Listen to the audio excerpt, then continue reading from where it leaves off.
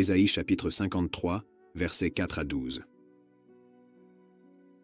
En vérité, il a porté nos infirmités et porté nos douleurs, et nous l'avons estimé frappé, frappé de Dieu et affligé. Mais il a été transpercé à cause de nos transgressions, il a été brisé à cause de nos iniquités.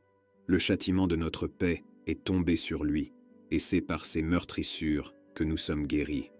Nous nous sommes tous égarés comme des moutons, chacun s'est égaré à sa manière. Mais le Seigneur a fait retomber sur lui l'iniquité de nous tous. Il était opprimé et affligé, mais il n'ouvrait pas la bouche, comme un agneau conduit à l'abattoir, et comme une brebis muette devant ceux qui la tondent, ainsi il n'ouvrit pas la bouche. Il a été libéré de l'oppression et du jugement, et qui comptera le temps de sa vie?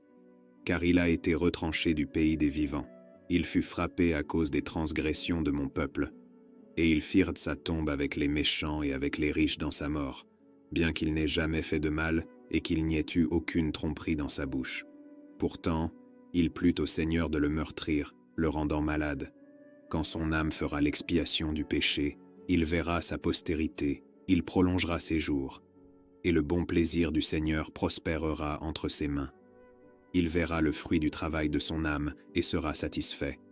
Avec sa connaissance, mon serviteur, le juste, en justifiera beaucoup, parce qu'il portera leurs iniquités.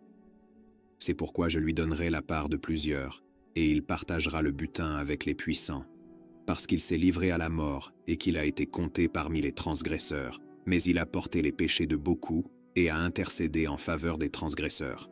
Ésaïe chapitre 53, versets 4 à 12. En résumé, Ésaïe chapitre 53, versets 4 à 12 est un passage puissant qui anticipe remarquablement le ministère et le sacrifice de Jésus-Christ. À travers ces versets, nous pouvons voir une description profonde de l'œuvre rédemptrice du Christ, en tant que serviteur souffrant, qui a volontairement pris sur lui les péchés de l'humanité pour apporter le pardon et le salut.